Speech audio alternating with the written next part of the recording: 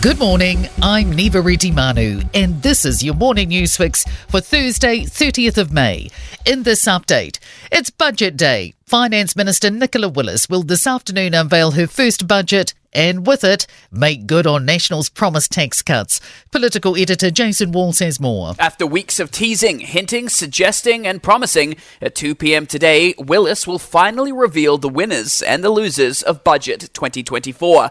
The flagship tax cut announcement will be the focus, with Willis set to reveal the structure and the conditions of the relief Kiwis can expect. But eyes will also be on the cuts the government's making to fund those tax cuts, which Willis will unveil in their entirety this afternoon. And there's advice for public servants wanting to take part in protests. Te Pati Māori-backed group Toitu Te Tiriti is urging people to strike in protest at the government's handling of Māori matters. Police are warning there'll be disruptions from 6:30 this morning across the roading network. PSA Assistant Secretary Fleur Fitzsimon says people should use their own time to attend and keep safe. Thousands of Waikato and Auckland homes are waking up without power after a night of wild weather. Lines company Vector says crews have been working throughout the night to assess damage and determine when power can be restored. Severe winds have also been causing flight disruptions, road closures and speed restrictions. Met Service meteorologist Stephen Glassy says more strong winds are possible today, but they won't be as bad as yesterday. And the showers won't be anywhere near as frequent or heavy, so things are looking much better for basically the whole country. Our government is watching closely a move across the Tasman that could change which convicted criminals are being sent here. The Australian government is revising a previous directive to stem the flow of 501 deportees being sent to New Zealand.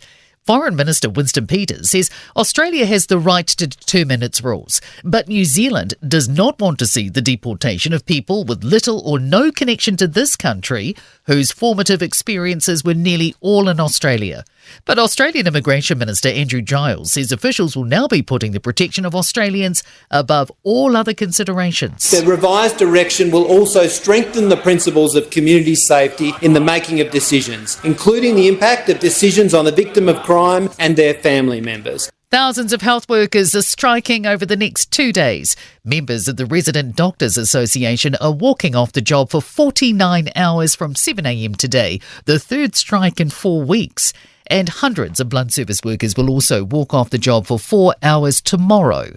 In sport, former All Blacks captain Sean Fitzpatrick is urging unions to think about fan engagement when they cast their vote at this morning's special general meeting, determining the future of New Zealand rugby's governance structure. The heavyweight boxing rematch between undisputed world champion Alexander Usyk and Tyson Fury will take place on December 21st in Saudi Arabia. And all charges against world number one golfer Scottie Scheffler after his arrest at the US PGA Championship major this month have been dropped. I'm Neva Manu, and that's your latest news fix. We'll be back with the next update at midday from the Newstalk ZB newsroom.